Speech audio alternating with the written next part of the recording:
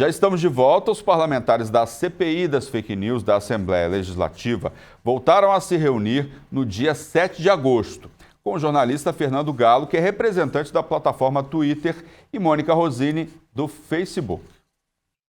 Passaremos então ao objeto da reunião, que é proceder à oitiva de representante da plataforma Twitter. Está conosco já, foi solicitado o comparecimento perante essa CPI na finalidade de explanar sobre como o problema das fake news vem sendo tratado pela plataforma digital e quais medidas estão sendo adotadas para combater a disseminação de notícias falsas, um requerimento do deputado Edmir Chedid. E está aqui conosco o representante, jornalista, nos disse agora, senhor Fernando Galo, gerente de políticas públicas do Twitter, a quem eu de antemão agradeço em nome desse colegiado, pela gentileza em estar conosco e poder apresentar e tirar as dúvidas dos parlamentares em relação às políticas que o Twitter tem desenvolvido em relação às fake news.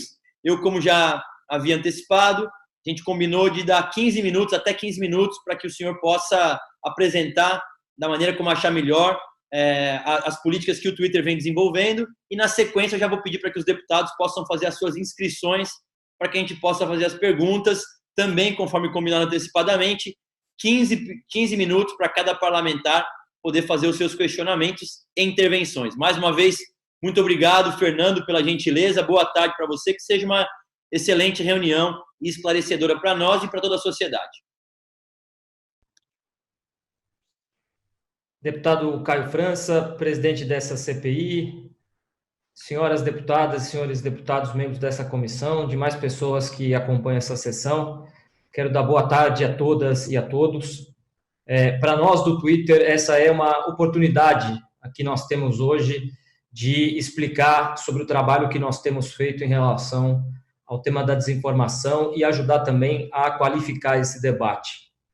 Eu quero começar por dizer que o propósito de existir do Twitter é servir a conversa pública.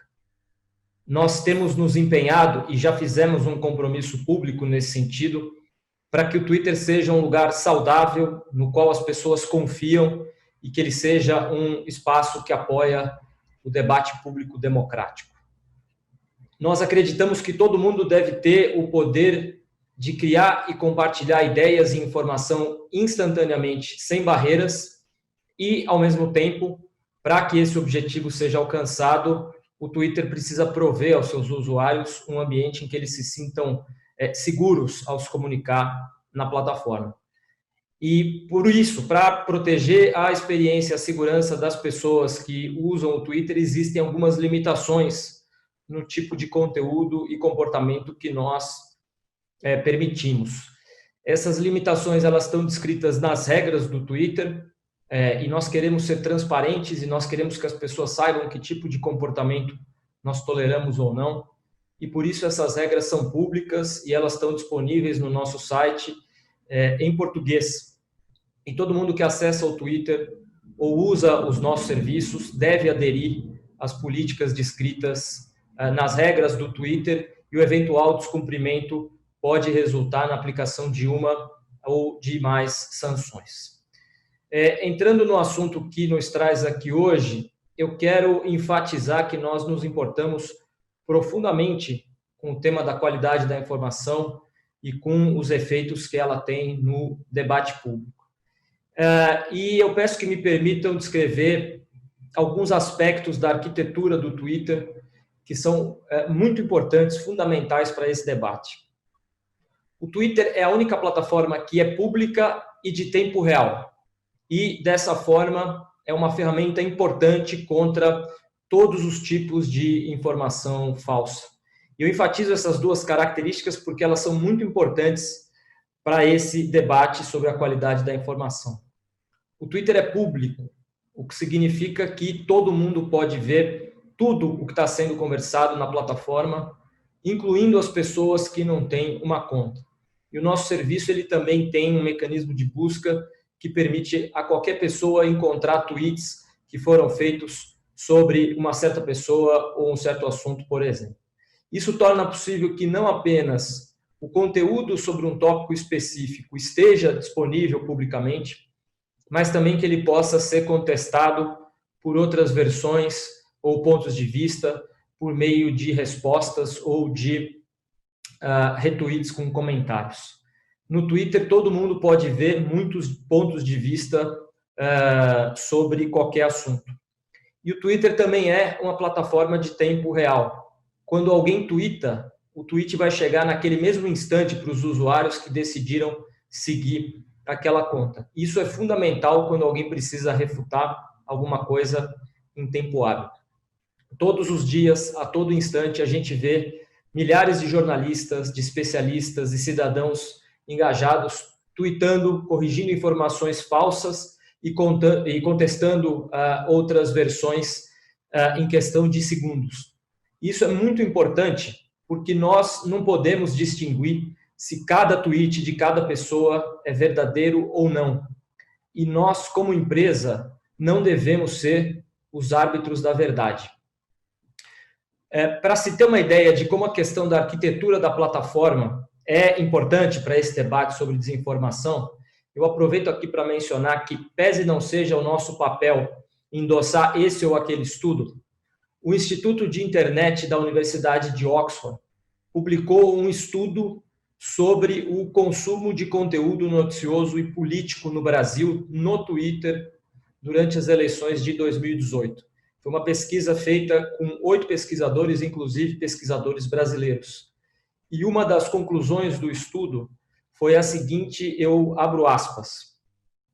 O conteúdo produzido por fontes profissionais foi o mais compartilhado no Twitter, constituindo aproximadamente 50% do total de compartilhamentos, enquanto que o conteúdo polarizante e conspiratório representou menos de 2% dos compartilhamentos. Os usuários brasileiros do Twitter estão compartilhando mais conteúdo político profissional nessa rede social do que junk news, a maior proporção em todas as eleições que estudamos. Fecha aspas.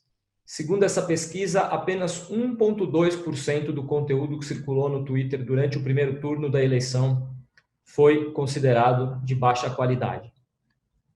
Isso não significa que nós não temos um compromisso e muito trabalho a fazer em relação ao tema da desinformação. Muito pelo contrário. Nós temos trabalhado em uma série de frentes e eu gostaria de mencionar aqui algumas delas. Nós temos combatido cada vez mais proativa e agressivamente automações maliciosas e outros tipos de manipulação de plataforma, e eu logo mais falarei sobre o combate a robôs. Nós temos também desenvolvido políticas relacionadas a alguns temas, como a política que nós lançamos sobre Covid, logo no início da pandemia, e que veda 11 categorias de conteúdos.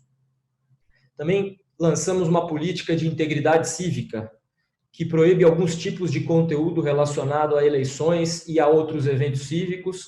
E também lançamos esse ano uma política de mídia sintética e manipulada, que nos permite aplicar medidas contra os chamados deepfakes e contra mídias que foram distorcidas com o intuito deliberado de enganar as pessoas. Além disso, nós temos feito uma série de intervenções em várias áreas da plataforma para ajudar as pessoas a encontrar informações de credibilidade. Nós também anunciamos recentemente a criação de filtros e etiquetas para marcar tweets que não violam as nossas regras, mas que estejam tweetando informações não verificadas ou disputadas, e essa é uma forma de dar mais contexto para as pessoas sobre o que elas estão lendo ou vendo no Twitter. Nós temos ainda apoiado projetos de checagem de fatos e de educação midiática, e eu, inclusive, vou encaminhar à comissão 2 guias de educação midiática que nós lançamos no segundo semestre do ano passado, um em parceria com a OEA, a Organização dos Estados Americanos, e o outro com a Unesco. Eu quero aproveitar essa oportunidade para endereçar o tema das automações indevidas, os robôs, e dizer o seguinte: automações podem ser positivas, como, por exemplo, aquelas que fazem emissão de alertas de notícias ou prestação de serviço. O que nós enfrentamos com vigor são comportamentos automatizados que prejudicam a experiência e a conversa pública no Twitter. nós temos trabalhado para detectar proativamente contas e comportamentos abusivos e nós investimos em ferramentas que identificam e agem automaticamente em contas que disseminam spam ou que atuam de forma coordenada. E isso nos permite enfrentar tentativas de manipulação de conversas em grande escala. Eu aproveito para chamar a atenção para o tema das pesquisas de terceiros que têm sido publicadas, algumas até por instituições sérias, tentando adivinhar se contas no Twitter são robôs. E muitos desses estudos, ainda que sejam bem intencionados, têm se mostrado profundamente imprecisos e metodologicamente falhos. Esses estudos de terceiros, como aqueles que usam aplicativos que tentam adivinhar se perfis são ou não robôs, eles só acessam sinais externos das contas. São informações muito limitadas em relação àquelas que o próprio Twitter dispõe para determinar se uma conta é ou não uma automação indevida. Essas pesquisas externas também muitas vezes ignoram que o Twitter tem ferramentas que reduzem o alcance de tweets de contas de baixa qualidade. E em nossas APIs, eventualmente os pesquisadores acabam encontrando tweets e contas que não estão impactando os nossos usuários. Além disso, muitas dessas redes de automação são compostas por contas que seguem umas às outras, compartilhando conteúdos entre si, que dificilmente vão impactar o usuário comum. E, além disso, via de regra, esses estudos de terceiros não podem ser considerados pesquisas científicas, porque eles não são revisados por pares. Isso tudo posto, eu quero dizer que o nosso trabalho está muito longe de ser terminado. Isso que eu relatei é apenas uma parte do nosso esforço para melhorar a saúde da conversa e fazer a experiência de todo mundo no Twitter melhor. Nós estamos comprometidos a continuar melhorando e a nos mantermos responsáveis e transparentes à medida em que a gente trabalha para melhorar a saúde do nosso serviço e a experiência dos nossos usuários. Era essa a minha intervenção inicial. Agradeço e eu me coloco à disposição para as perguntas. Agradeço aqui ao senhor Fernando Galo, representante do Twitter, que hoje presta colaboração com a nossa CPI. E eu passarei, na sequência, então, a lista de inscritos, a quem eu convido já, o deputado Arthur Duval, primeiro inscrito, como disse, no tempo de 15 minutos, para que possa fazer a sua manifestação. Senhor Fernando, eu acabei não me inscrevendo, porque o Paulo pediu para eu fazer a primeira intervenção, eu vou me inscrever, então. Ok. Não, vamos se inscrever pelo chat, tá? Só inscrever, a gente está com tranquilidade aqui. Então, vou passar a palavra ao deputado Arthur Duval. E, deputado Arthur, as perguntas são bate-bola aí, né? Então, em 15 minutos, pelas suas perguntas, intervenções, e o Fernando responde. Então, eu não vou nem mediar aqui, é uma coisa com a outra. Assim que tiver com o tempo concluído, com 10 minutos, eu já aviso se for o caso, ok? Com a palavra do deputado Arthur Duval. Obrigado pela exposição. Na verdade, a minha é muito rápida. A primeira coisa é o seguinte, eu até tinha perguntado previamente, até para a plataforma poder se preparar, eu gostaria de saber se há como saber a identificação, a identidade, né, de determinadas contas, de determinados perfis do Twitter. Deputado, agradeço pela pergunta. O que eu posso dizer a Vossa Excelência é que, em observância da legislação brasileira, pela qual nós evidentemente temos bastante respeito, mediante ordens legais válidas, nós podemos vir a fornecer dados referentes a usuários, e essa postura decorre, é claro, do compromisso que nós temos com a legislação brasileira e o respeito às ordens legais que nos são destinadas. Entendi. Bom, então há como identificar, né? No caso, por exemplo, de um perfil chamado fake, né? Um perfil fictício, é possível ali identificar ou o número de celular ou alguma coisa que leve ao dono daquele perfil. Deputado, de novo, mediante uma ordem legal válida, eventualmente a gente pode fazer o fornecimento de dados como esses. O usuário quando ele se cadastra no Twitter, ele deve informar um telefone ou um e-mail, e mediante ordens legais válidas, eventualmente nós podemos fornecer essas informações. Bacana. Uma segunda pergunta, na verdade, é uma dificuldade que eu pessoalmente encontro nas redes sociais, principalmente no YouTube, que é onde eu trabalho mais, né? É uma questão da subjetividade daquilo que pode ou que não pode. Então, vou dar um exemplo para você. No YouTube, por exemplo, não é o caso do Twitter, você tem alguns problemas ali com discurso de ódio, né? Tem uma outra cláusula que você não pode desrespeitar, que é a questão do bullying, né? A questão o que é o bullying? O que é o discurso de ódio, né? A gente cai sempre nessa subjetividade.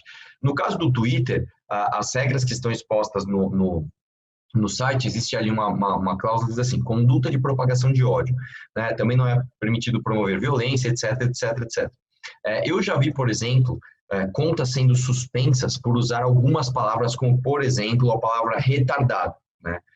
Eu queria saber se existe algum trabalho para justamente esclarecer dentro do Twitter para os seus usuários, de uma maneira mais objetiva e menos subjetiva, exatamente aquilo que pode e aquilo que não pode. Eu digo isso porque, assim, sinceramente, é a maior dificuldade que eu encontro dentro das redes que eu utilizo para que você se adeque a essas condutas. São só essas as perguntas. Obrigado pela presença. Eu que agradeço por sua pergunta, deputado. Agradeço também pela menção às regras do Twitter. Isso me dá a oportunidade de falar sobre as regras, porque o Twitter fez 14 anos em março. Parece muito, mas em termos históricos é pouco. E a gente sabe que as pessoas ainda estão aprendendo a navegar o mundo digital, e muitas delas não sabem que o Twitter tem um conjunto de regras que define o que é permitido ou não. Muita gente entende que pode tudo na plataforma, e nós temos regras que definem isso. Inclusive, no ano passado, uma das coisas que nós fizemos foi tentar simplificar essas regras. Se hoje alguém entrar no site do Twitter, vai encontrar lá as regras do Twitter, todas elas numa descrição curta e um hiperlink aí sim para uma versão expandida daquela política, onde vai poder ter um detalhamento do que é permitido ou não a respeito daquela política. Por exemplo, evidentemente as pessoas não podem fazer ameaças de violência, as pessoas não podem divulgar informações privadas dentro do Twitter. Para cada uma dessas regras tem uma descrição mais ampla.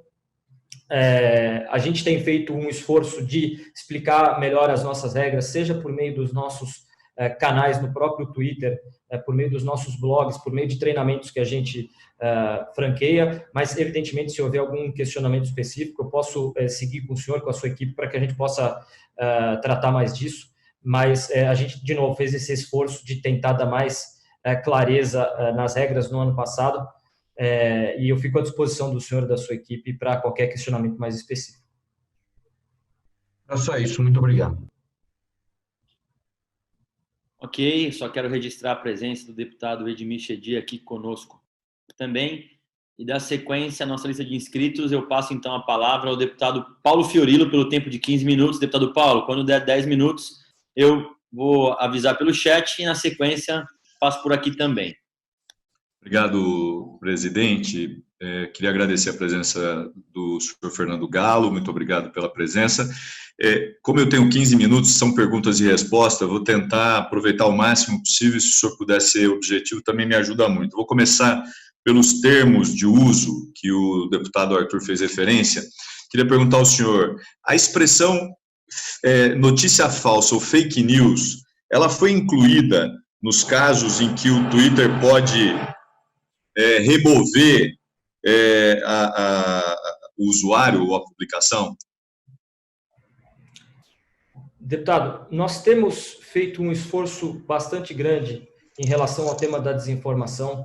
Isso passa pelo combate a automações maliciosas e outros tipos de manipulação de plataforma. Isso passa pela elaboração de políticas, como, por exemplo, a política de Covid, que a gente desenvolveu no começo de março, e lista categorias de coisas que as pessoas não podem twittar a respeito de Covid.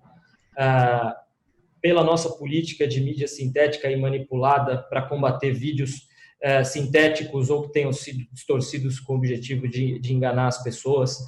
Intervenções de plataforma para prover informações de credibilidade, para ajudar as pessoas a encontrar informações de credibilidade dentro do Twitter.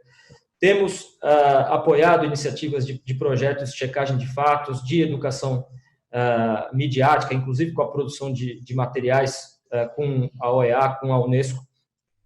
Então, nós temos, sim, de diversas formas, enfrentado o fenômeno da desinformação e, ao mesmo tempo, é importante dizer que nós não temos uma política sob a qual nós atestemos a veracidade de conteúdo, porque nós entendemos que não é papel do Twitter arbitrar o que é verdade ou não. Então, nós não temos uma política sobre desinformação. Então, a pergunta, a minha resposta, o senhor diria que a expressão notícias falsas não consta dos termos de uso que o Twitter tem. É isso, sim ou não? Nós não temos uma política sobre desinformação. Perfeito. O critério, existe algum critério utilizado pela plataforma para remoção do conteúdo ou contas de usuários? Como as denúncias de existência de conteúdo impróprio feito por usuários são recebidas e analisadas pela plataforma? Como é que funciona esse mecanismo? Deputado, nós temos um conjunto de regras que determinam o que é permitido ou não dentro da plataforma. E todo tweet, toda conta, toda e qualquer mensagem direta pode ser denunciado ao Twitter.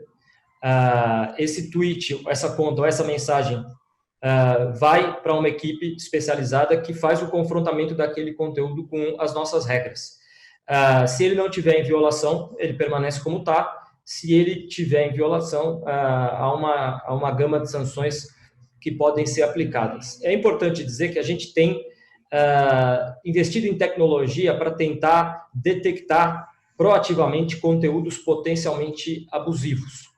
Para o senhor ter uma ideia, 2 anos atrás, 0% do conteúdo que o Twitter sancionava por abuso tinha sido detectado por meio de tecnologia.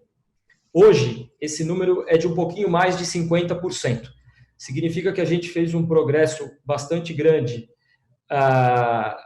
nessa seara e, ao mesmo tempo, significa que a gente ainda depende de denúncias de usuários. De qualquer forma, todos esses conteúdos eles vão para uma equipe que faz o confrontamento com as nossas regras e define se eles estão em violação ou não. A plataforma dispõe de registro das denúncias de conteúdos ou contas realizadas pelos usuários e eventuais pedidos de remoção atendidos durante o período eleitoral de 2018? Deputado, nós temos uma central de transparência, onde a gente coloca uma série de informações, seja sobre a forma como a gente recebeu denúncias ou aplicou medidas contra conteúdos que potencialmente violassem os nossos termos de serviço, quanto também em relação a ordens judiciais que a gente recebeu. Então, a gente procura dar transparência a isso e ter um local destinado na nossa plataforma. Para isso, a gente quer ser transparente, cada vez mais transparente a respeito da forma como a gente atua. Então, se eu consultar esse caminho que o senhor disse, eu encontro quais foram as contas retiradas e os motivos ou não? Ali estão descritos, por exemplo, por violações de plataforma, que tipo de violação em volume num determinado período de tempo. Então, aquilo que foi removido por comportamento abusivo, aquilo que foi removido por... Sei, mas o senhor tem o nome dos usuários dos que foram removidos ou não? Por exemplo, o Twitter me deletou, me removeu. Essa informação, ela consta nesse arquivo ou não? Essa informação é um agregado. Lembre-se que a gente está operando uma plataforma global. Evidentemente, a gente sabe que há períodos e eventos específicos que são muito importantes, mas a gente está operando uma plataforma que é global, então a gente tem que ter uma abordagem global e de escala também, né? Então, o que o senhor pode verificar lá é um agregado das contas, do número de contas que foram sancionadas. Mas é possível eu conseguir as informações? É isso que eu preciso saber. sobre contas que foram removidas. Num determinado período de tempo foram 2018, eleição 2018. Nós não temos, de novo, tem por períodos de tempo, não para períodos específicos como eleição, por exemplo. Sim, mas se eu pedir 2018, vocês têm? A gente tem um agregado num período de tempo global num país. Ok, deixa eu perguntar, ainda nesse período recente, considerando 2018 para cá, houve alguma ação de suspensão ou remoção de contas feitas pela plataforma com motivo relacionado a conteúdo ofensivo à imagem de pessoas e instituições, como STF, Congresso, partidos políticos e etc.?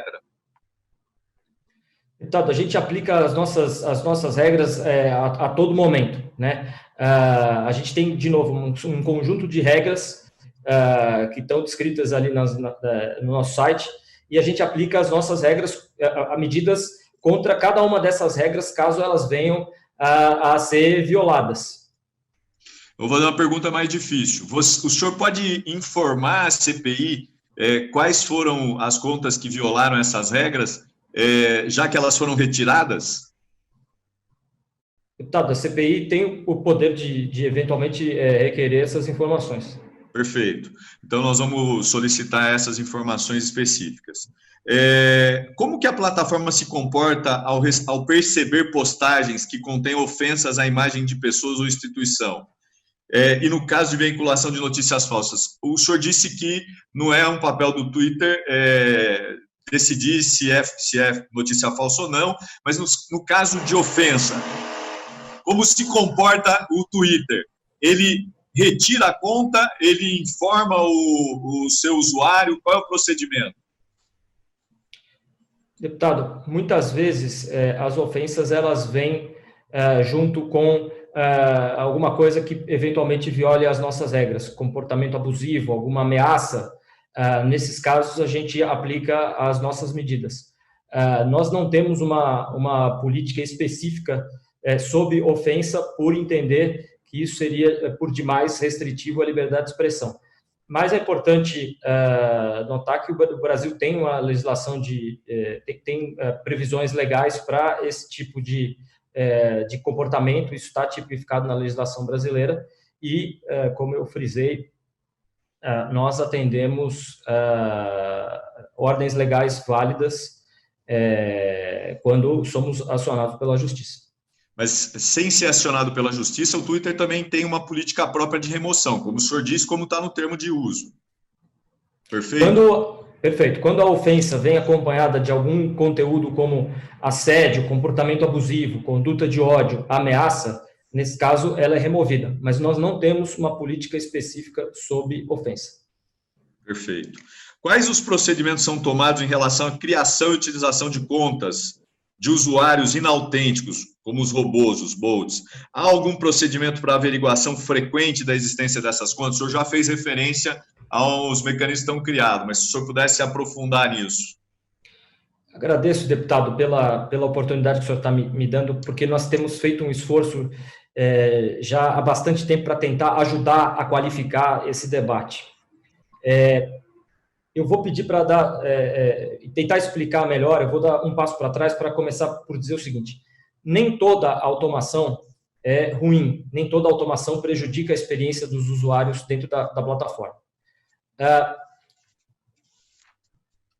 Você tem, por exemplo, automações emitindo alertas de notícias, de desastres naturais dentro do Twitter. Nesses casos, a gente entende que isso tem um efeito, um impacto positivo na experiência dos usuários, e a gente vai lá e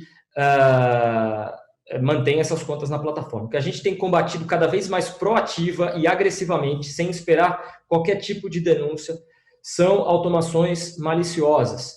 É mais complexo do que isso, mas, grosso modo, tentando simplificar, são automações que se comportam como spam. Automações que estão tentando distribuir tweets em massa ou curtir, retweetar tweets em massa. Muitas vezes é muito claro para nós quando esse tipo de conta é uma automação indevida. Nesse caso, a gente vai lá e automaticamente suspende a conta.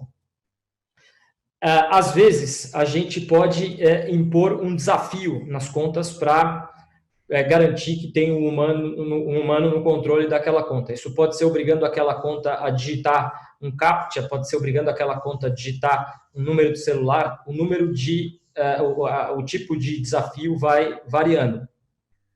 No momento em que a gente impõe o desafio, duas coisas acontecem automaticamente. A primeira é que a conta fica limitada do ponto de vista da funcionalidade dela. Ela não consegue tweetar, não consegue retweetar, ela não consegue fazer nada. E a segunda é que ela fica limitada do ponto de vista da visibilidade dela.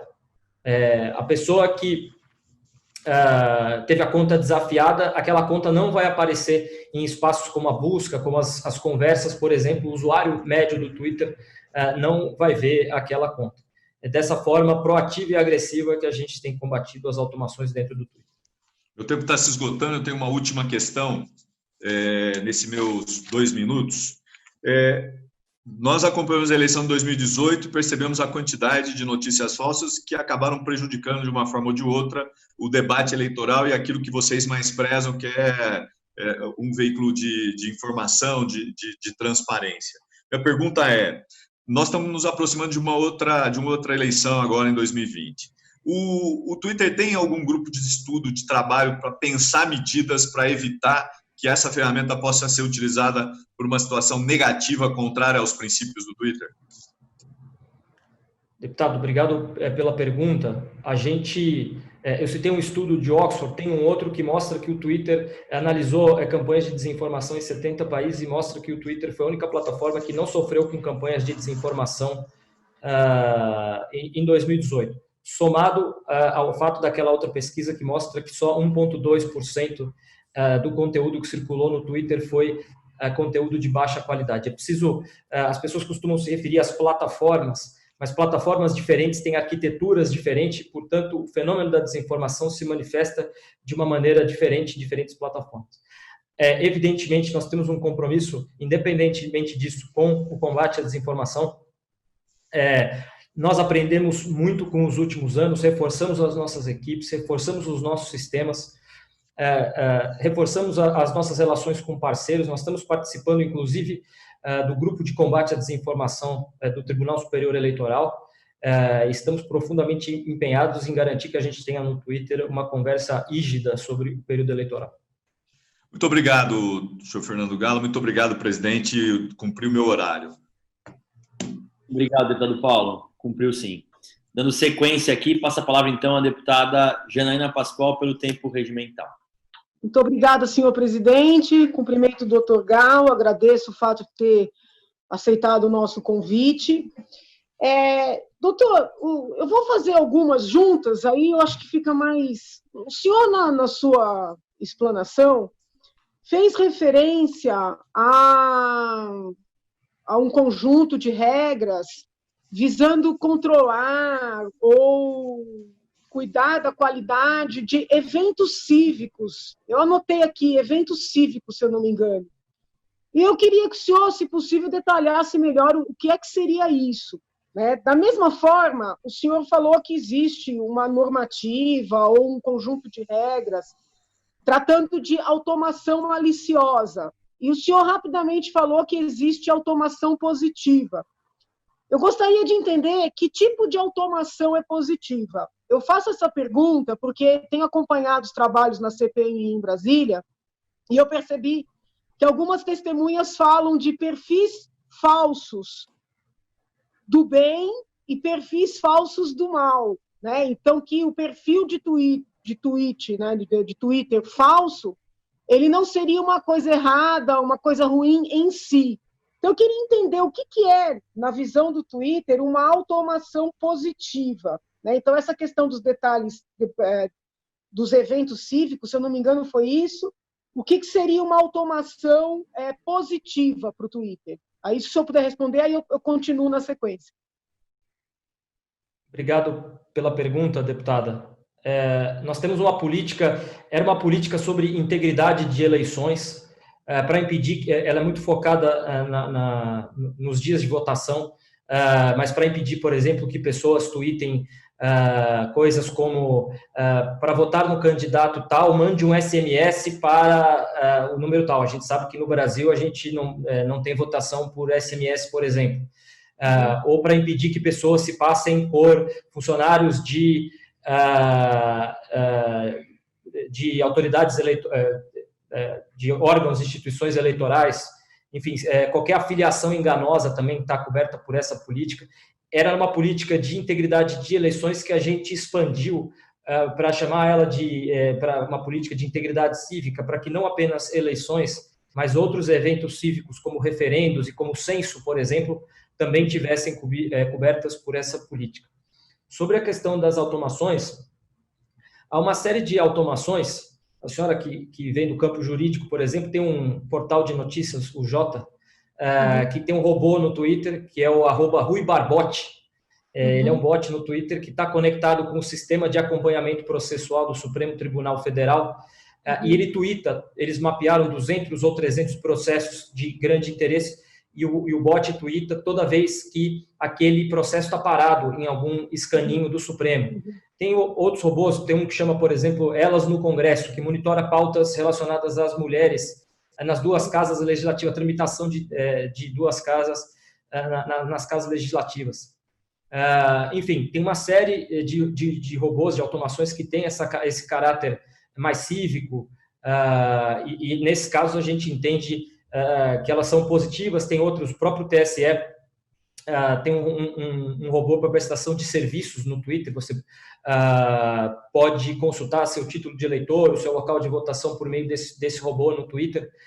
Isso a gente entende que tem um caráter bastante positivo na experiência das pessoas, e essas automações, sim, a gente está trabalhando para preservar. Não é só uma posição do Twitter, a sociedade civil também tem feito essa distinção, justamente chamando a atenção de que nem toda automação ela é negativa.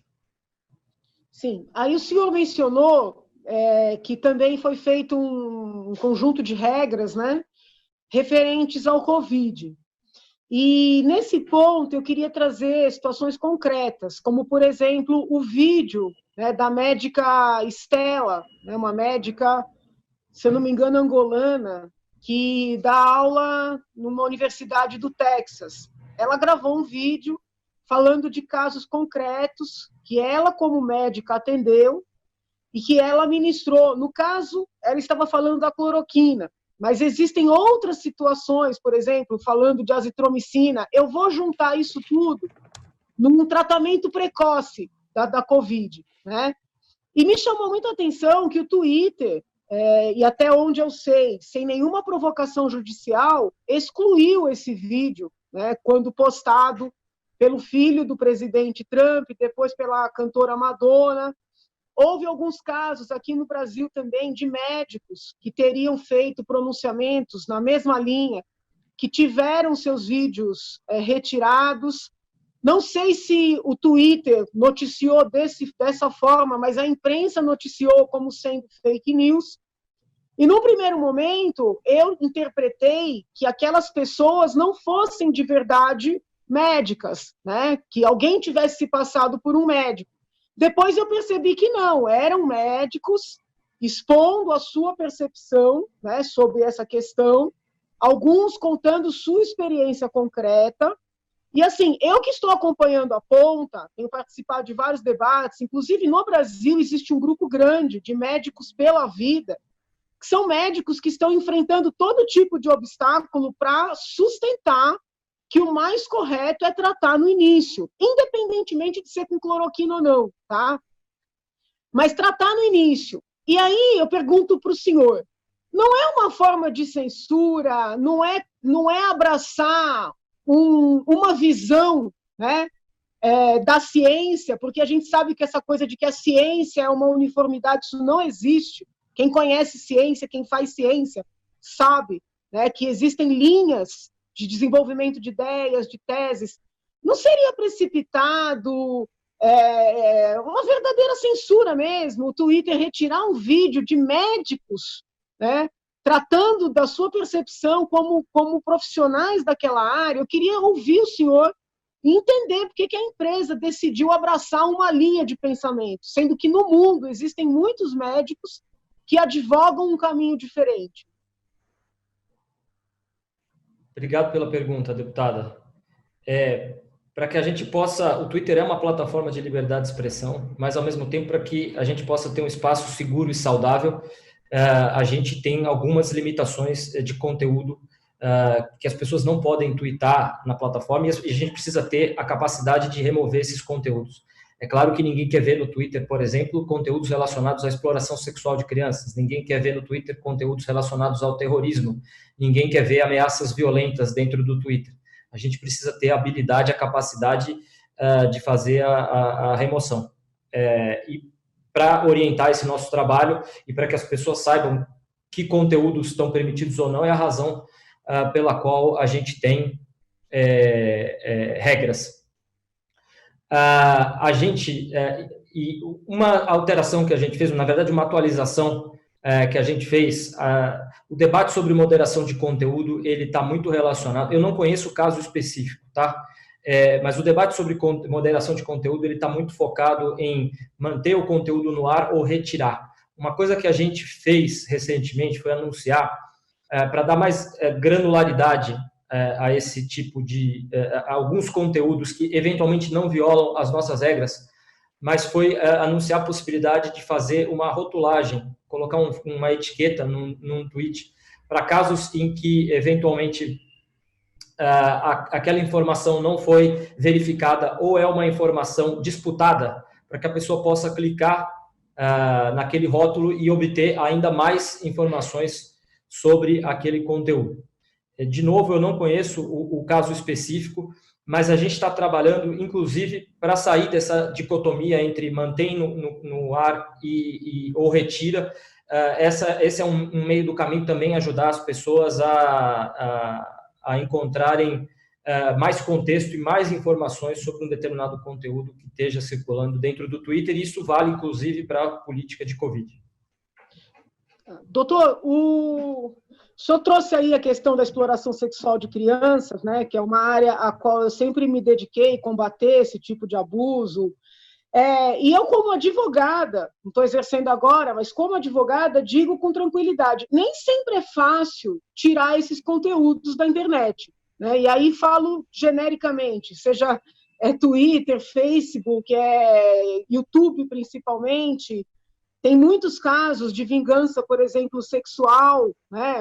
A pessoa, o parceiro, a parceira, filma o casal, aí o relacionamento acaba, joga aquele material, e muitas vezes são debates jurídicos, né, intensos para conseguir retirar um material, mesmo quando é algo assim gritante.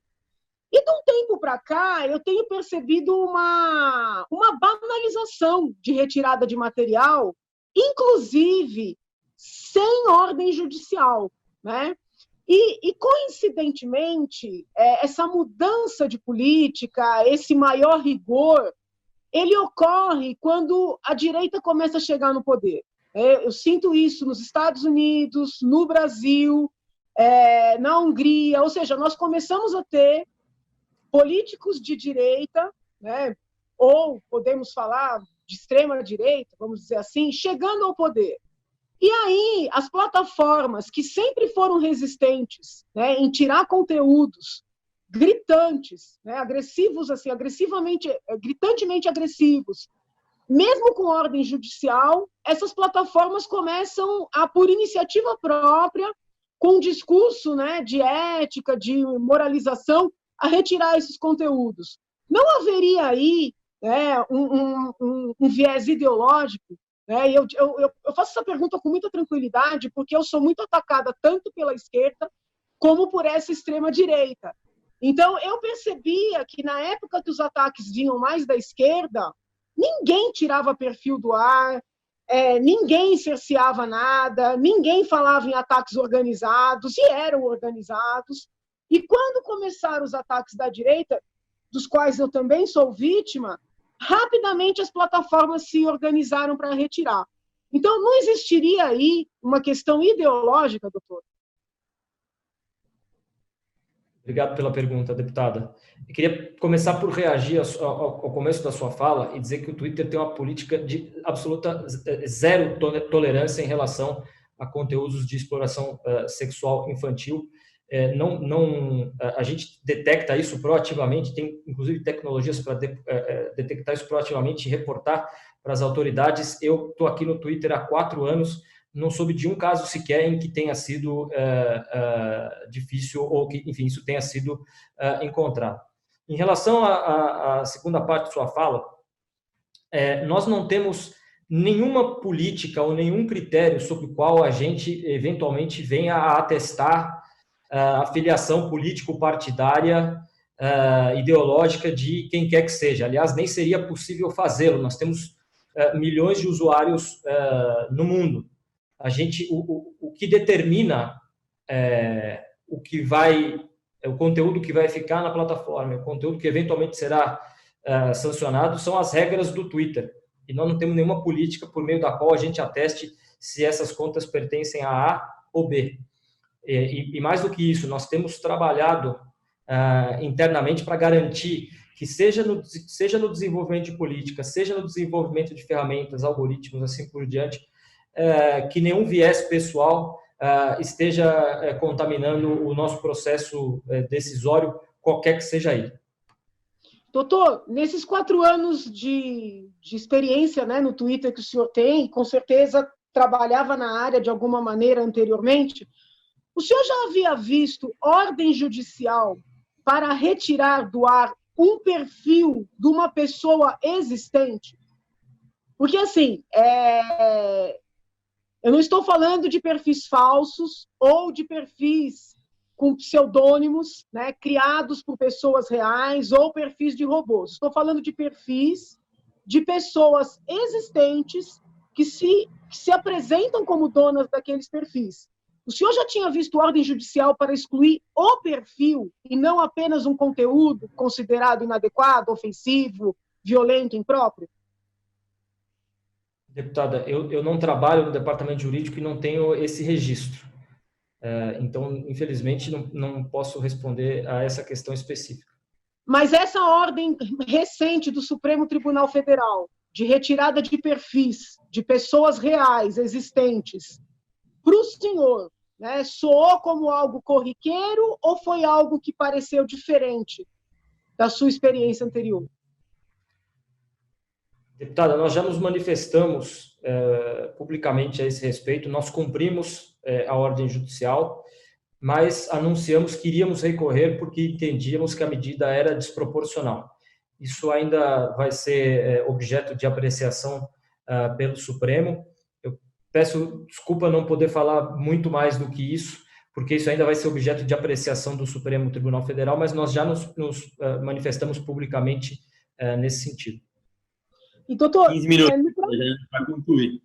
Sim, no próprio Supremo Tribunal Federal está em curso uma ação direta de constitucionalidade. Se eu não estou equivocada, a ação número 51, em que se debatem aqueles acordos multilaterais, né, de disponibilização de material, por exemplo, quando está numa plataforma, no exterior. E nesses acordos, né, existe todo um debate sobre a legitimidade de uma autoridade, por exemplo, judicial brasileira ou americana, dar uma ordem para uma empresa, né, para entregar material que está no exterior, sob pena, por exemplo, de prisão ou de responsabilização por desobediência. O senhor, na sua função, acompanha esse debate, sabe falar alguma coisa sobre esse debate? Sabe dizer se nos outros países, né, as regras que vigoram, elas permitem retirada de perfis de pessoas reais?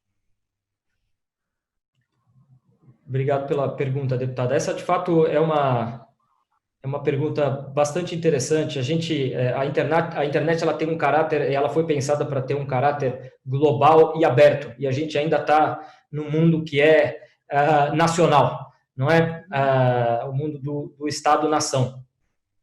E aí questões modernas como essa se colocam. Recentemente chegou ao Parlamento Brasileiro a questão da Convenção de Budapeste, por exemplo, que vai, inclusive, facilitar nesse debate. É importante que o parlamento olhe para a Convenção de Budapeste também, porque, enfim, a gente, aprovado isso, a gente teria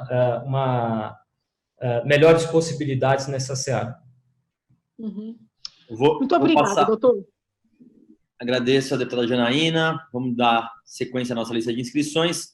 Passo, então, a palavra à deputada Mônica Seixas, para que possa fazer uso do seu tempo regimental. Eu aviso quando der 10 minutos. Eu quero saber o título do artigo. Seu som não está bom, deputada Mônica.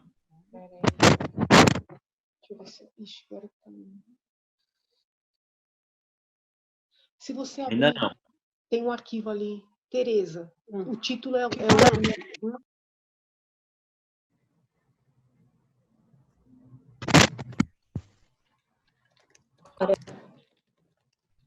Me ouvem agora?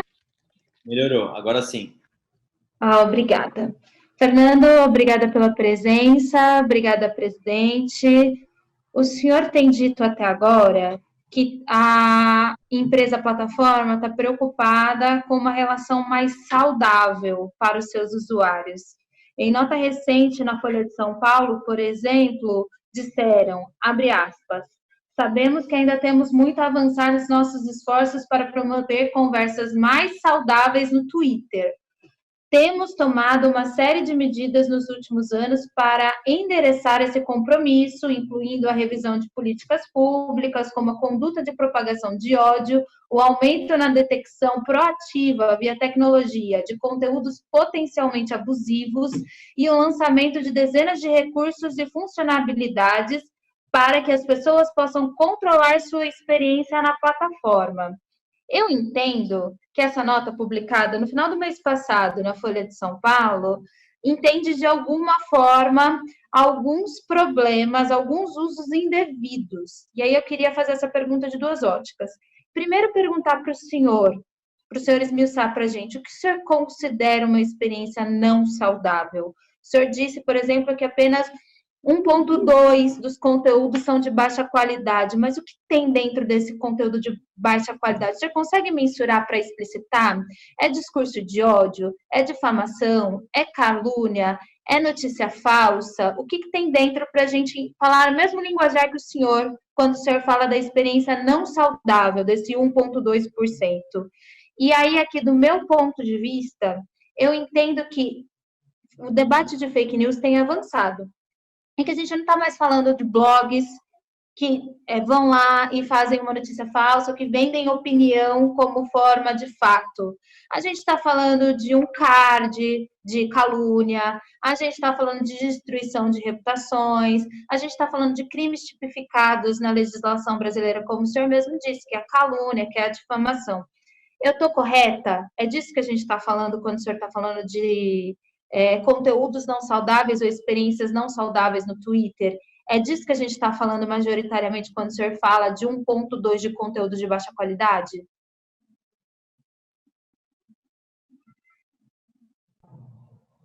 Obrigado pela pergunta, deputada. De fato, a gente tem trabalhado para...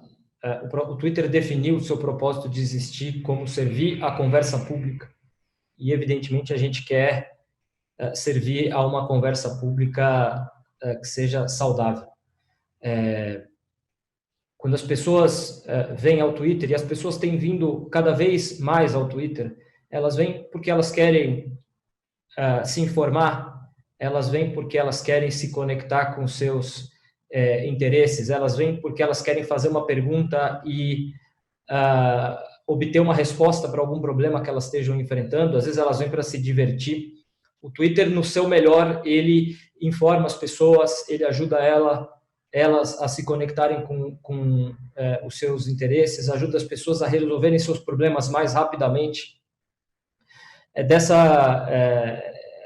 É um dos olhares que eu tenho para quando a gente fala de uma conversa saudável. O estudo a que eu fiz referência era um estudo sobre a eleição no Brasil, era o consumo de conteúdo político e noticioso. E obrigado pela pergunta, deputado, porque também o tema fake news ou o tema desinformação, ele na verdade são guarda-chuvas para uma imensidão de comportamentos. Para algumas pessoas, notícia falsa são informações, o fake news são informações inverídicas, mas tem gente que se refere a isso como ataques pessoais de reputação.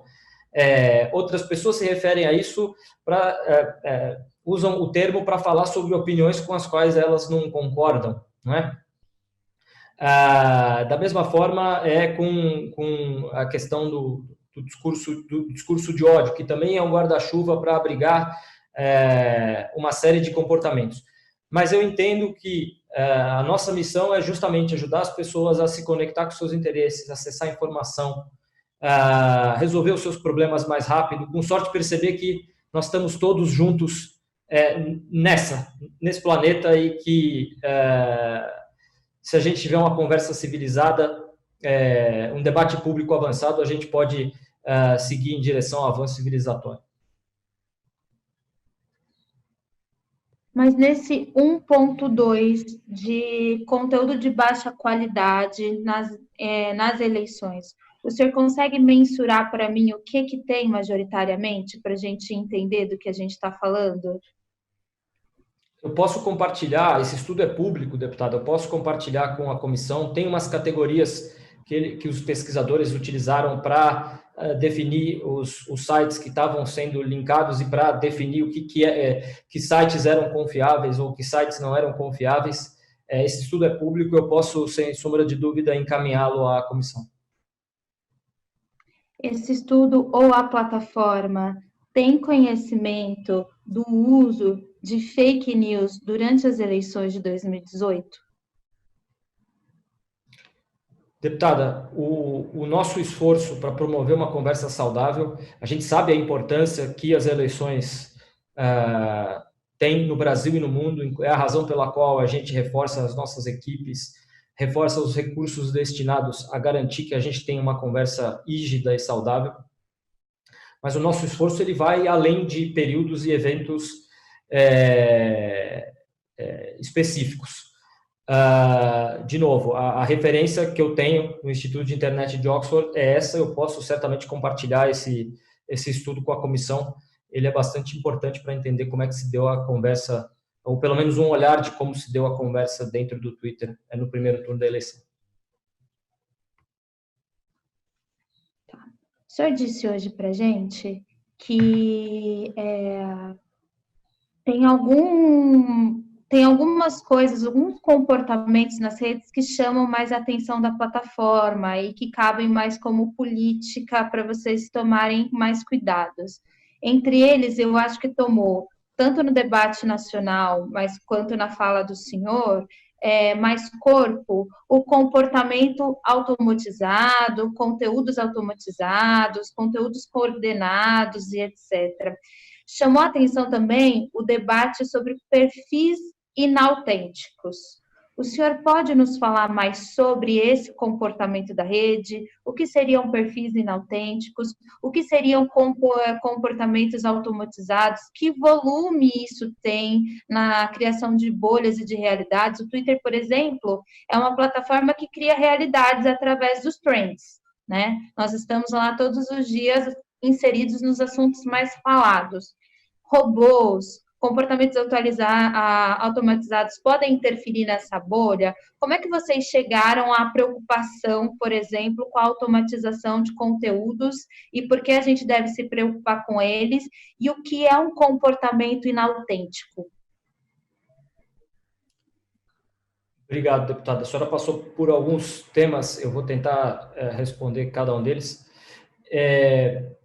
Primeiro, nós temos combatido automações mal intencionadas no Twitter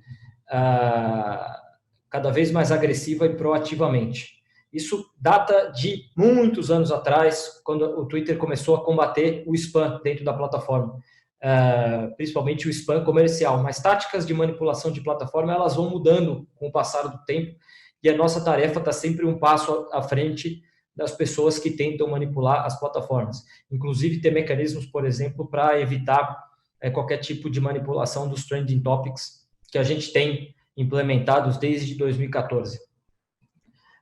Em relação a perfis inautênticos, o Twitter, por exemplo, tem uma política de falsa identidade, por meio da qual você não pode se passar por outra pessoa com o intuito de enganar o público. Essa é uma violação das nossas regras.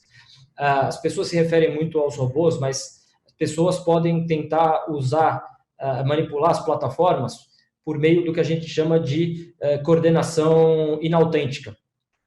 É um ser humano que cria várias contas, não é uma violação do Twitter criar várias contas ou mais de uma conta, mas é sim uma violação você criar várias contas e fazer uma conversar com as outras, fingir, interagir umas com as outras para fingir ou inflar uma conversa que, na verdade, só tem uma pessoa por trás. Isso é o que a gente chama de coordenação inautêntica, e a gente combate também. E também isso está dentro desse trabalho nosso de combater qualquer tipo de manipulação da plataforma. Tem dados sobre isso também, que a gente possa conhecer volume, autores? É possível identificar um comportamento, algum conteúdo, ou isso está generalizado? A gente tem procurado dar cada vez mais transparência para não só se comunicar mais publicamente, mas inclusive fornecer mais informações e mais dados para as pessoas. Se a senhora for olhar, por exemplo, já faz acho que 8 ou 9 anos que nós publicamos semestralmente o nosso relatório de transparência. Ele foi evoluindo, ele hoje é muito maior do que ele era 4 ou 5 anos atrás, e muito maior ainda do que ele era 8 ou 9 anos atrás. A gente está procurando dar cada vez mais dados e informações, e na nossa central de transparência as pessoas podem encontrar dados a respeito de uma série de medidas que o Twitter aplicou, inclusive aquelas relacionadas à manipulação de plataforma. Tá, eu acho que a gente precisa solicitar todos esses dados. Eu acho que o Twitter tem muito a colaborar para a gente mensurar e entender mesmo o comportamento nas redes e como é que funciona o sistema de desinformação. Queria perguntar para o senhor se, para além disso que a gente está enxergando e, portanto, inquirindo o senhor, se existe mais algum ponto de vista ou angulação como componente da plataforma que a gente deveria entender quando a gente está falando de desinformação no Brasil. Falamos de conteúdo de perfis inautênticos, nós falamos sobre calúnia, difamação, destruição de reputações, nós falamos de uma série de outras coisas que me parece que a gente está enxergando aqui, mas não sei se o senhor tem mais alguma colaboração a esse respeito, que seja tarefa dessa CPI se debruçar e entender. Eu penso que a comissão pode dar uma grande contribuição, por exemplo, ao se debruçar, por exemplo, sobre o tema da educação midiática. Evidente que essa é uma questão de longo prazo. O Brasil avançou muito, por exemplo, na checagem de fatos, mas a gente ainda tem muito a avançar na questão da educação midiática, porque, evidentemente, as plataformas estão fazendo os seus trabalhos, em alguns casos os governos, a justiça estão fazendo o seu trabalho, mas a gente precisa ter em vista, de novo, o Twitter tem 14 anos, em termos históricos é muito pouco, as pessoas ainda estão aprendendo a entender os ambientes digitais, que são bastante complexos. Então, ajudar as pessoas a entenderem mais sobre privacidade. Bem, com a colega Janaína, ela disse que a ascensão da extrema-direita tem provocado o que ela chama, enfim, ela tem percebido maior ataque, maior cerceamento da forma do agir da direita na internet. Eu compartilho da mesma impressão, mas de ponto de vista diferente. Eu acho que isso tem a ver com mais gente acessando a internet, eu acho que isso tem a ver com a gente aprender a usar, as pessoas aprenderem a usar a plataforma de formas diferentes, elas estarem mais acessíveis, mais gente usando, e a plataforma está avançando também no debate sobre o que é correto, o que não é correto, mas eu compartilho com ela de que, de fato, se a gente for levar em consideração as sanções por política, por violação das políticas do Twitter, por exemplo, como crime do ódio, desinformação e comportamento automatizado, a gente está, de fato, falando numa grande maioria de apoiadores e seguidores da extrema-direita na internet. Estamos corretas? Deputada, nós não temos nenhum critério pelo qual a gente olha para conteúdo olhando para a filiação ou para a opção política, ideológica, partidária de quem quer que seja. Nem seria possível fazer isso, porque nós temos milhões de usuários dentro da plataforma. Eu tenho procurado chamar a atenção para algumas pesquisas que estão sendo feitas. Também os pesquisadores estão aprendendo aqui no Brasil a navegar melhor o ambiente digital. Recentemente, um grande jornal publicou uma matéria trazendo alguma perspectiva nesse sentido, e a gente pediu que nos enviassem as contas, e a gente viu que tinham muitas contas lá que eram contas que falavam sobre futebol, sobre um clube de futebol específico, sobre um ritmo musical específico. Eram contas que não tinham nada a ver com o debate público, mas que foram classificadas como sendo desse ou daquele lado do espectro. Nada nos nossos critérios internos leva em consideração orientação ideológica, e tampouco conheço qualquer pesquisa séria que tenha sido revisada por pares que indique alguma coisa nessa direção. Para concluir, deputada Mônica. Já concluí. Obrigada, Fernando. Obrigada pela colaboração. Passo a palavra, presidente.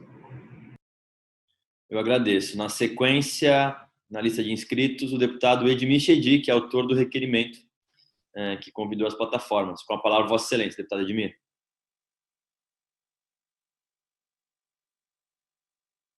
Tem que liberar o som. Peraí.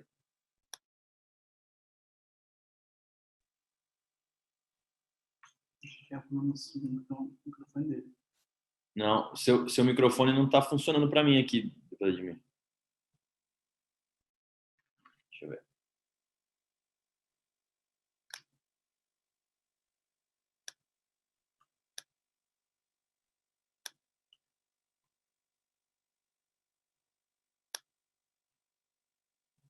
Deputado Nery, então, vou passar o deputado Nery e, na sequência, eu volto para o deputado Edmir.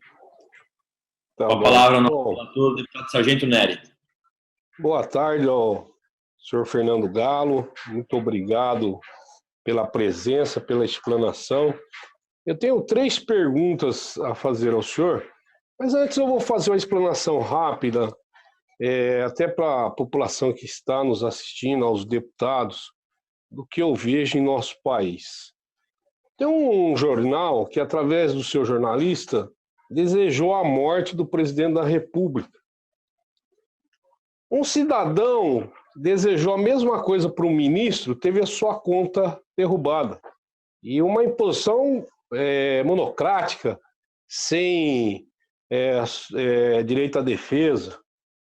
Aí eu paro para pensar, né? Entre um cidadão que faz um desabafo por descontentamento das nossas instituições, aí entra judiciário, legislativo, executivo. Esse é um desabafo. O jornal não, o jornal ele produz valor de juízo, né? Então fica aqui, às vezes, uma interrogação muito grande, porque algumas autoridades têm 2 pesos e 2 medidas e não trabalham de forma igual.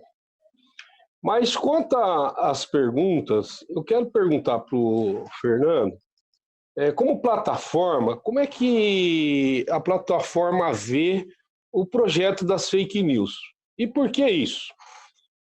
Vai ter que ter política de controle de regras, podendo ter penas de advertência à multa relativa a 10% do faturamento da empresa e terá que barrar o uso de contas falsas. Até aí eu acho muito bom, eu acho que começa a fazer uma limpeza. Como que então a plataforma vê esse projeto de leis das fake news, Fernando? Muito obrigado pela pergunta, deputado. Nós reconhecemos, né, a importância do tema da qualidade da informação que circula na internet, temos trabalhado com afinco para servir a uma conversa pública saudável dentro do Twitter. Eu penso que é fundamental que se olhe para a experiência internacional e para onde no mundo se produziu regulação sobre desinformação e quais foram as consequências dessas regulações. Penso que qualquer eventual regulação deve ser pensada sobre os princípios que ela está defendendo e também sobre as externalidades que podem advir dessa regulação. É preciso cuidar para que, na legítima busca por se fazer frente ao problema que está colocado, não se venha a impactar direitos fundamentais como liberdade de expressão, como proteção de dados, como privacidade, e que não se corra o risco de incorrer em exclusão digital e que não se venha a prejudicar o desenvolvimento econômico e social do Brasil. É preciso aprofundar esse debate. Eu tenho confiança de que o Congresso sabe a importância de um amplo debate que possibilite a criação de consensos. Nós temos acompanhado esse debate, participado desse debate, e nós vamos continuar acompanhando e participando dessas discussões. Obrigado. Bom, o senhor falou que a plataforma não tem política de juízo sobre a desinformação, né? Ela por si só, em alguns temas, ela não produz. É claro que contra o tráfico sexual infantil e tudo mais, ela acaba criando dispositivos. Mas houve algumas contas de proprietários, houve algumas contas derrubadas com proprietários legalmente corretos, né? Apresentaram todas as informações para o Twitter, montaram a sua conta. Então nós tivemos aí, desde uma pessoa comum a empresários, jornalistas e tudo mais, contas derrubadas. O que eu vejo?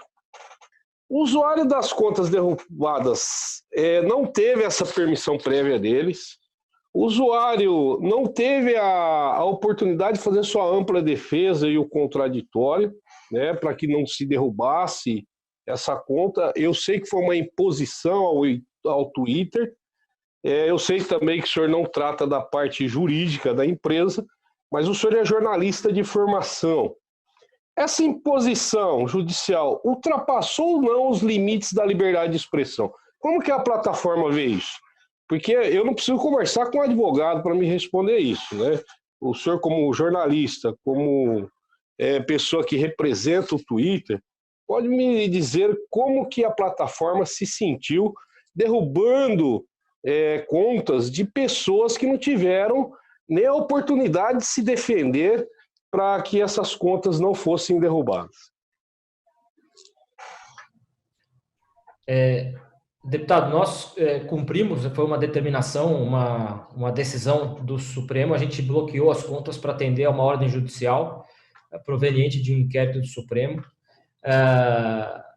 Embora não caiba ao Twitter defender a legalidade de qualquer conteúdo postado ou a conduta das pessoas que foram impactadas por essa ordem, nós já nos manifestamos quando do cumprimento da ordem, no sentido de que consideramos a determinação desproporcional sob a ótica do regime de liberdade de expressão que vige no Brasil, e essa foi a razão pela qual a gente recorreu dessa decisão de bloqueio.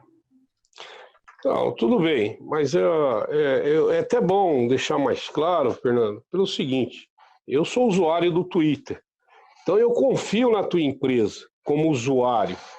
Eu espero que que trabalho corretamente e tudo mais, eu possa confiar naquela empresa, que eu coloque os meus dados, que eu coloque as minhas opiniões, que de certa forma, mesmo que não seja judicialmente, mas em público, ela defenda aquele que realmente tem a conta existente. Eu não estou falando dessas contas falsas, né? Eu estou falando daquela pessoa que realmente abriu a sua conta e o judiciário veio e derrubou. Não pode ter só o que eu espero da empresa como usuário, que não só tenha um discurso do politicamente correto, né? Não, nós vamos obedecer aí a interferência judicial e não vou expor a minha vontade, ou o que eu penso sobre o cerceamento da liberdade de expressão. O que eu quero saber da plataforma é o seguinte: a plataforma cumpriu o que realmente foi determinado. Está entrando judicialmente. Mas para uma resposta social a esses donos de conta, foi excessiva essa ação judicial impetrada aí pelo STF? Deputado, quando do cumprimento da decisão, nós nos manifestamos publicamente dizendo que entendíamos que a medida era desproporcional e que, por essa razão, nós recorreríamos. O Supremo ainda vai deliberar sobre esse tema. Eu peço a compreensão de Vossa Excelência no sentido de que nós já nos manifestamos a esse respeito e agora aguardamos a apreciação do nosso recurso. Não, claro, eu concordo. Qual a visão da plataforma do tema fake news ou desinformação? Qual que é essa visão? Porque se for aprovado essa legislação, e como a gente está vendo que no mundo inteiro está tendo, quase no mundo inteiro, quase todos os países estão fazendo esse trabalho sobre essa desinformação, e estranhamente, numa virada de jogo político que teve no mundo, como que a plataforma tem essa visão de fake news? Como que ela vai poder trabalhar nisso sem pender para a esquerda, para a direita, para o centro? Porque fica muito delicado para a plataforma e eu acho que ela não deveria estar sofrendo como está sofrendo nesse tema, porque ela só dá disponibilidade para o usuário transmitir a sua mensagem. É claro que ela tem que ter dispositivos de segurança. É diferente do jornal que eu falei inicialmente, que ele tem responsabilidade direta, objetiva, sobre qualquer matéria que é colocada. O senhor é jornalista e sabe disso. Mas eu vejo que muitas autoridades estão fazendo um trabalho de certa forma, sufocar as plataformas para tirar a palavra do cidadão, para tirar o anseio do cidadão. Eu também sofro críticas e, às vezes, até fake news, mas o ministro que não quer sofrer crítica, o deputado que não quer sofrer crítica, ele tem que procurar outro emprego, trabalhar de outra coisa. Mas como que a plataforma entende isso e como ela trabalharia nessa circunstância?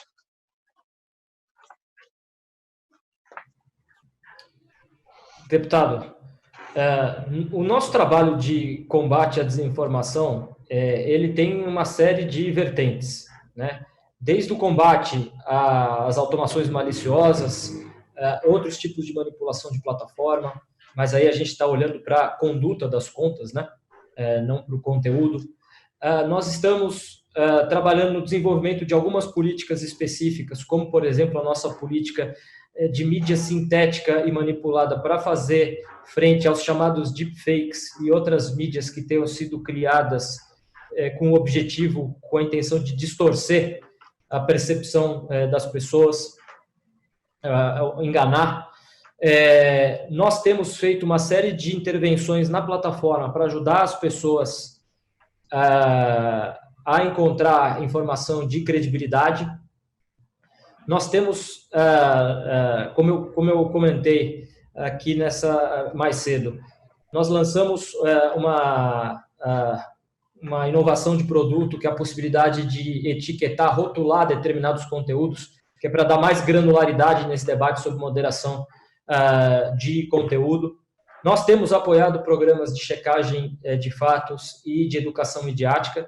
Então, nós temos, sobre diversas frentes, enfrentado o problema da desinformação. Mas, ao mesmo tempo, nós não temos nenhuma política sobre a qual a gente ateste o que é verdade ou não, porque a gente entende que não cabe ao Twitter arbitrar o que é verdade ou não. E, aliás, não é só a empresa que entende dessa forma. Se o senhor for olhar para o que dizem os especialistas em liberdade de expressão no mundo todo, também entendem da mesma forma. Então, é dessa forma que nós temos olhado para a questão da desinformação.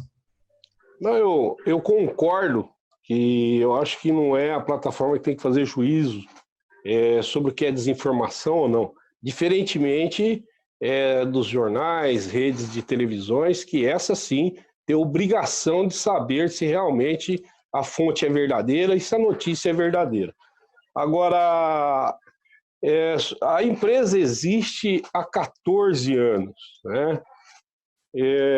Essa desinformação veio hoje, veio ontem. Essa desinformação ela acontece de 2016 ou ela já acontece desde da criação da empresa, a criação do Instagram?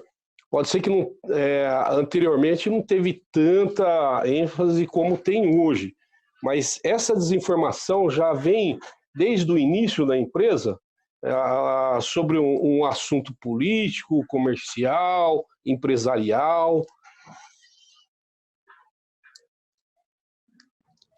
Deputado, os especialistas nesse tema atentam para o fato de que esse é um fenômeno que data, não é nem de décadas atrás, é de séculos, né? Não a desinformação ela não foi criada com as plataformas. Fenômenos desinformativos existem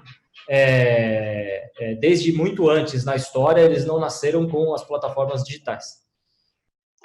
Então, maravilha. Então, para finalizar, eu até falo isso porque eu sou militar, e como militar, nós temos informação e contra-informação. Então, isso é uma técnica que nós temos de trabalhar com a criminalidade. E agradeço, senhor, por todas as respostas. E então, nós estamos trabalhando, não é um assunto de 2018 ou um assunto de 2020. Nós estamos tratando de um assunto de séculos, porém sempre usado ferramentas ao seu tempo. Então, poderia ser um cartaz no século anterior, poderia ser um jornal antes dessas plataformas. Então, quer dizer que esse tema ele pode ser até milenar. Então, eu vejo que realmente o que nós precisamos ter cautela e realmente trabalhar é para assegurar a liberdade de expressão da população. Obrigado pelas suas respostas. Dando sequência, então, à lista de inscritos, eu passo a palavra ao deputado Edmir Chedi. Ver se o som já voltou. Não voltou. Ainda não, deputado Edmir.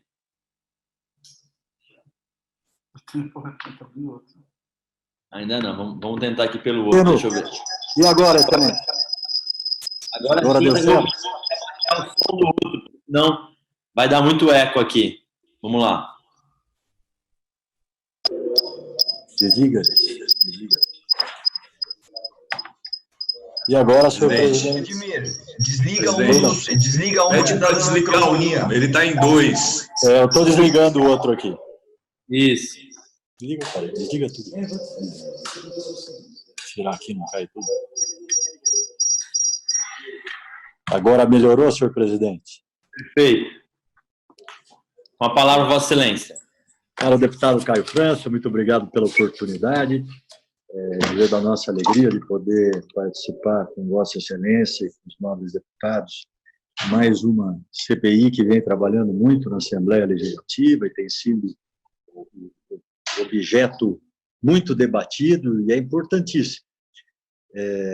Esta semana, aqui em Bragança Paulista, eu não sei se os senhores sabem, mas Bragança foi uma das primeiras cidades a ter linha telefônica, Dom Pedro I. E o prefeito aqui acabou por restaurar todo o museu do telefone existente aqui, comprou o prédio da Telefônica. Eu, no meu discurso aqui, falava, olha, 5, 6, 7 horas para fazer uma ligação daqui para São Paulo, no passado. O deputado Caio França, nem nascido era, né? Eu acho que já era nascido e ouvia a conversa, olha, agora conseguiu a ligação telefônica e tal. E hoje a gente vê a rapidez e a agilidade, né, da imagem, do som conjuntamente, viemos para a rádio, para a televisão, e agora temos tudo automaticamente e ligado ao mundo através da internet. Só que o que me preocupa muito, senhor presidente, é a forma como as pessoas utilizam, né? E eu que sempre penso é que tem que ter um regramento. As pessoas que falam de outras pessoas e não conseguem provar, senhor acostumado muito disso, o senhor é político, presidente da CPI, o senhor é seu pai, chega a campanha eleitoral, ou mesmo empresas, a gente vê cada coisa de maldade no mundo, que na rádio, na televisão, no jornal, né, de boa fé, acaba não acontecendo porque tem punibilidade, né? Então, acho que essa CPI é importante para ajudar Brasília, também São Paulo, para que não haja mais isso, né? Eu via muita atenção, sabe que minha origem é libanesa, né? Meus avós, meu tio, minha avó veio grávida do meu pai de lá para cá, ele nasceu aqui no Brasil e tal. Eu via na internet a notícia lá do porto de Beirute, né? No Líbano, aquela explosão, aquela coisa louca. E eu estava numa das redes sociais, estava numa rede social de um jornal tal, ou de uma rádio. Eu me perguntava, será que isso é verdade? Será que isso é fake news? Mais do que rápido, eu fui para uma página oficial de imprensa para saber se aquilo era verdade ou não era, né? Parece que a maldade está instalada em todo lugar, né? Infelizmente, era verdade. Podia até ter sido fake news e a gente não ter a perda de tantas vidas, o problema todo que aquele país atravessa. Mas, fazer esse preâmbulo, senhor presidente, eu queria agradecer a presença do Fernando Galo, que representa o Twitter hoje, e eu tinha muitas perguntas para fazer. Quando fiz aquele requerimento, e todos os senhores deputados aprovaram, a gente ouviu o Twitter, o Facebook, até para entender um pouquinho como eles trabalham, o que eles podem fazer, como eles podem melhorar, né? Acho que todos nós, deputados, não queremos calar a boca de ninguém. Agora, as pessoas têm que respeitar o outro ser humano, respeitar tudo o que existe, e coisas absurdas. Aqui em Bragança, semana passada, senhor presidente, saiu aqui numa das redes sociais que uma senhora, mulher de um empresário famoso aqui na cidade, que todo mundo conhece, havia falecido de Covid. Olha que maldade. Aí a gente vai procurar saber, não morreu. Graças a Deus não morreu.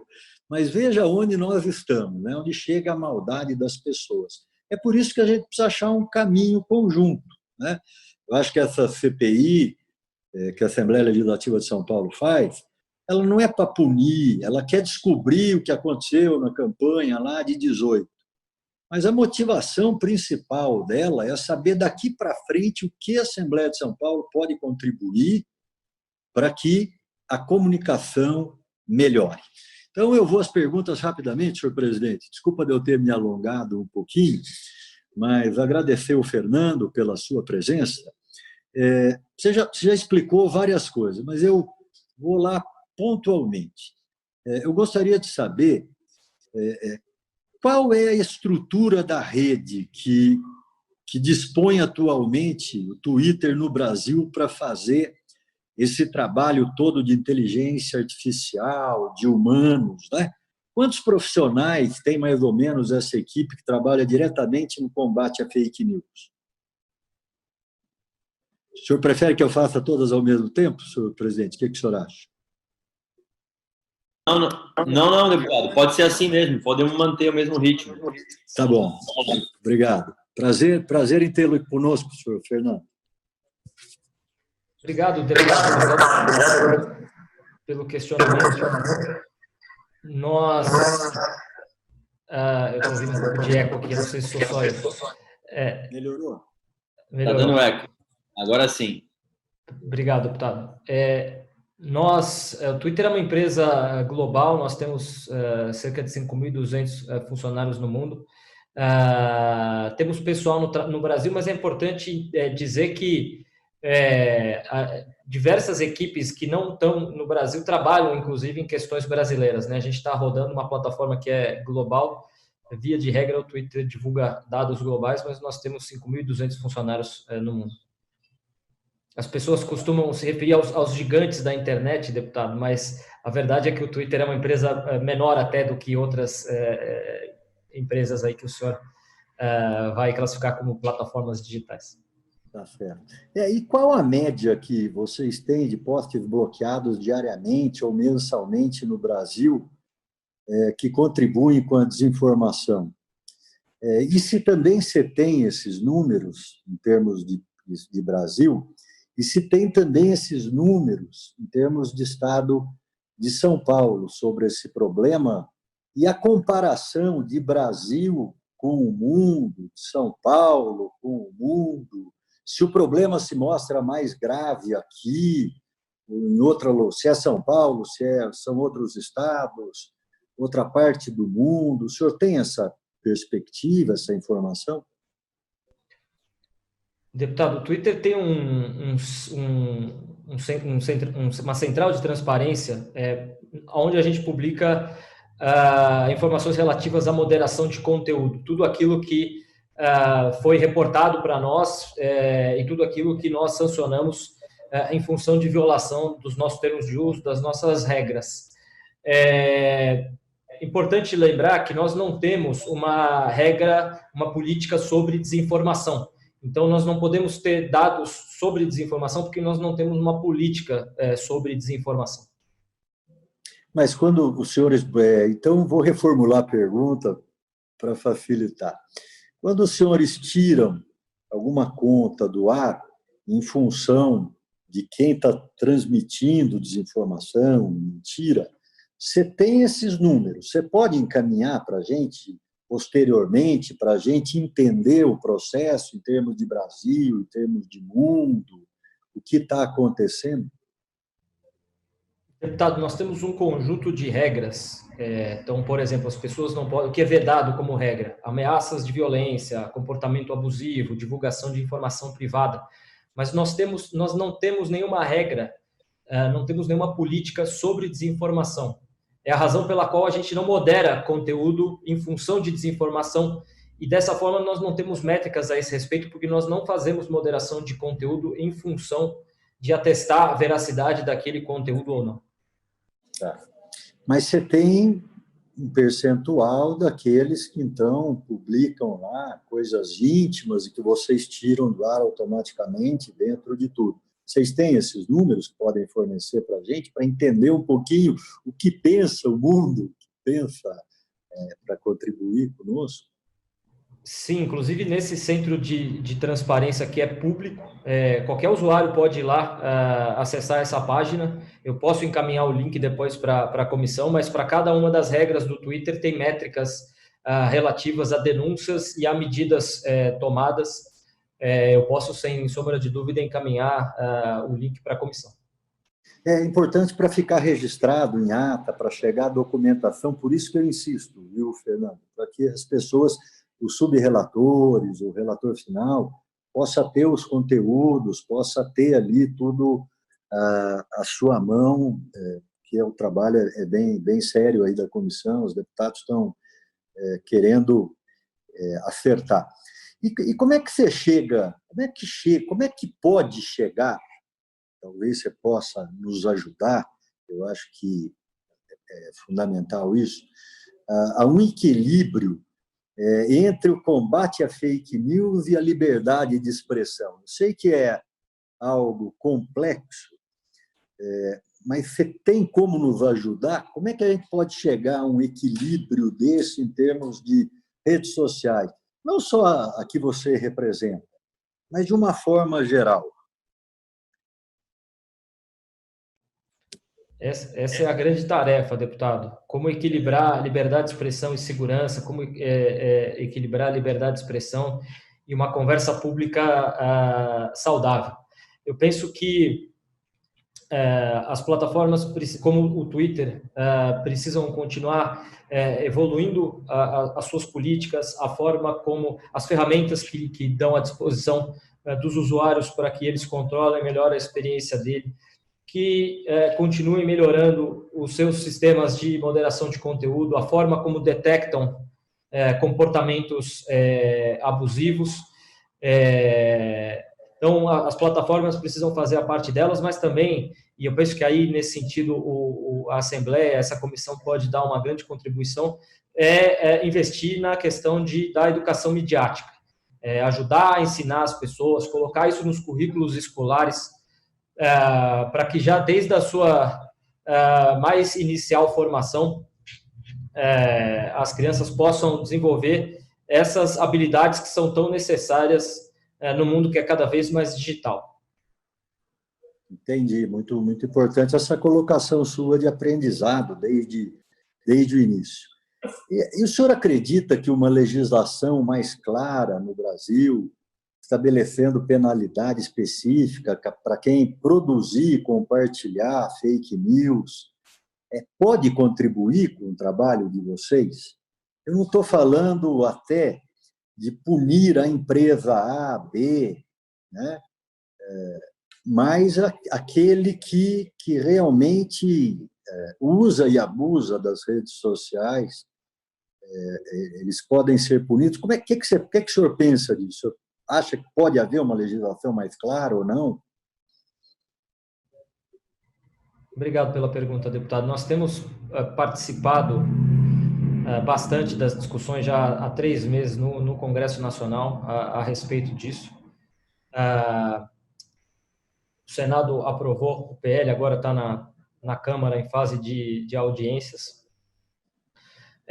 Eu penso que é preciso, sempre chamo atenção para isso, olhar para a experiência internacional, porque não somos só nós aqui no Brasil que estamos olhando para o fenômeno da desinformação e entendendo como a gente faz frente a ele. O mundo está olhando para isso também. Se o senhor for olhar, por exemplo, para o mundo desenvolvido, assim chamado mundo desenvolvido, o senhor verá que não há no mundo desenvolvido nenhum país que tenha aprovado uma legislação específica sobre desinformação.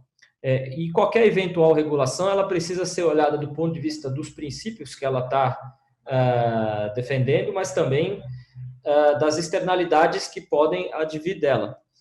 O texto do Senado, da forma como ele chegou na Câmara, coloca uma série de riscos para direitos fundamentais, como a liberdade de expressão, como a proteção de dados, a privacidade das pessoas, riscos de exclusão digital, riscos para o desenvolvimento social e econômico. Evidentemente, a gente não quer, com uma regulação, gerar externalidades desse tipo. Então, é dessa forma que nós estamos olhando para o cenário regulatório. Entendi. Fernando, tem algum país, já que o senhor falou do mundo mais desenvolvido, tem algum país que os senhores não conseguem atuar, né? No mundo inteiro vocês atuam, a internet é mundial. Tem algum país que vocês não conseguem atuar? Existe alguma proibição, algo parecido? Deputado, sim, existem alguns países nos quais a nossa operação está bloqueada. Eu não saberia dizer especificamente quantos, mas sim, existem países nos quais a nossa operação está bloqueada. Eu poderia depois encaminhar, informar esta CPI por escrito, quais são, o que eles alegaram, para a gente ter conhecimento de como é o mundo e quais são. O senhor faria essa gentileza para a gente, posteriormente, encaminhando? Eu certamente posso fazer, dar sequência nisso com o senhor e com a sua equipe, sim, com a comissão. Ok. Eu quero agradecer muito, Fernando, pela sua participação. Acho que foi muito produtiva a sua presença, né? E acho que oportuno todos os questionamentos que os senhores deputados da CPI vêm fazendo. Agradecer ao senhor, à sua empresa, cumprimentar os funcionários lá. Tomara que vocês gerem muito emprego aqui no Brasil, principalmente em São Paulo. E agradecer, senhor presidente, pela oportunidade de participar mais uma vez. Obrigado, deputado Caio França, senhoras e senhores deputados. Agradeço ao deputado Edmir também. Tem uma questão de ordem aqui do deputado Paulo Fiorilo. É rápido, senhor presidente. Senhor Fernando, o senhor, inclusive, respondeu agora para o deputado Emir Chedid sobre o link que o senhor pode enviar. A minha assessoria foi checar o link está lá disponível. O problema é que a gente não tem um filtro por país. A pergunta que eu queria só fazer, existe esse filtro? Eu posso selecionar períodos e países ou a plataforma não me permite? Para informações relacionadas a requisições, determinações legais, sim, há uma possibilidade de olhar isso por país, deputado. Então, nós podemos fazer por escrito o pedido, porque pelo link não dá para a gente ter por país. A gente tem o período, mas é global. Perfeito? Para requisições legais, determinações legais, é possível sim ver por país. Perfeito. Podemos fazer o pedido de forma legal, através do judiciário. Obrigado. Não, eu na verdade, eu estou só... no que se refere a requisições legais, determinações judiciais para a plataforma, tem uma seção que permite lá no site ver por país. A CPI pode fazer o pedido, tem como acessar por país, porque a gente encontrou o global. O período, sim, mas o global. Se o senhor pudesse depois indicar o caminho. Eu posso depois dar sequência com o senhor e com a sua equipe para a gente explicar melhor como é que funciona ali a central. Muito obrigado, senhor presidente. Ok. Antes de concluir, Fernando, da minha parte aqui, eu não vou usar muito menos do que eu tenho, mas eu só gostaria de saber, você participou, Fernando, já usando o meu tempo aqui, como colaborador do projeto de lei que tramita agora na Câmara Federal? Deputado, nós temos participado de uma série de reuniões e debates, inclusive a Câmara, o Senado não fez nenhuma audiência pública, mas a Câmara está fazendo uma série de audiências públicas.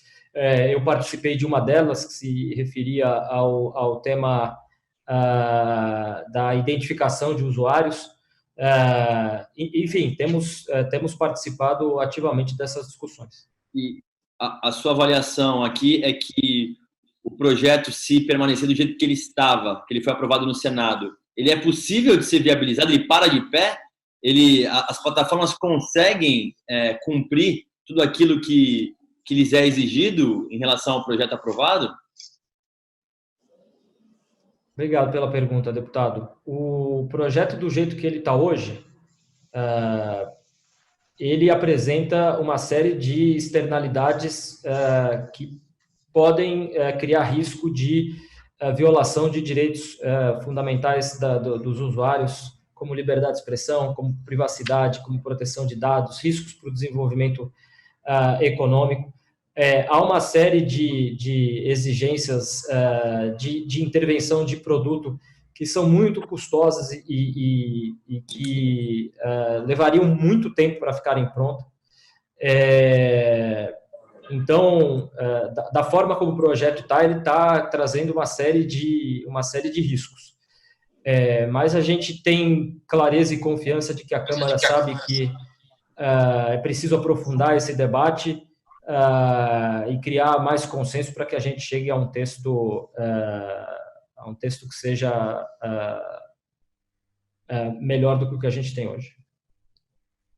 Ok, Fernando, dessa forma nós encerramos aqui os questionamentos e intervenções dos parlamentares. Já temos, inclusive, um atraso razoável para a próxima reunião, mas eu quero mais uma vez agradecer em nome de todos os deputados da Assembleia Legislativa pela gentileza em comparecer a essa CPI, para prestar auxílio, informações em relação ao Twitter, que é uma plataforma muito utilizada por todo brasileiro, com informações rápidas, e que também entende que é importante que possa pensar em como fazer com que a plataforma possa ser mais transparente, que possa trazer informações verdadeiras ao cidadão. Eu vou deixar que o senhor possa fazer as considerações finais, então, já se despedindo dos colegas deputados. Agradecer ao senhor, deputado Caio França, agradecer aos demais membros, as senhoras deputadas, senhores deputados, membros dessa comissão, agradecer pela oportunidade, espero que de alguma forma tenha podido ajudar a qualificar um pouco mais esse debate e permaneço à disposição da comissão. Eu agradeço, acredito que nós vamos ter que fazer alguns requerimentos que foram sugeridos aí, até mesmo pelo senhor, para que a gente possa ter acesso a alguns documentos, mas de antemão agradeço mais uma vez a gentileza em participar aqui conosco dessa CPI. Quero, antes de concluir, lembrar que nós temos uma nova reunião para ouvir a senhora Mônica, representante do Facebook, de políticas públicas também, mas já de antemão vou dar 3 minutos para que os deputados possam tomar uma água e, na sequência, já receber a senhora Mônica. Muito obrigado mais uma vez a todos. Está encerrada a presente reunião. Obrigado, Fernando. Nós vamos a um rápido intervalo e já voltamos com a oitiva da representante do Facebook, Mônica Rosina.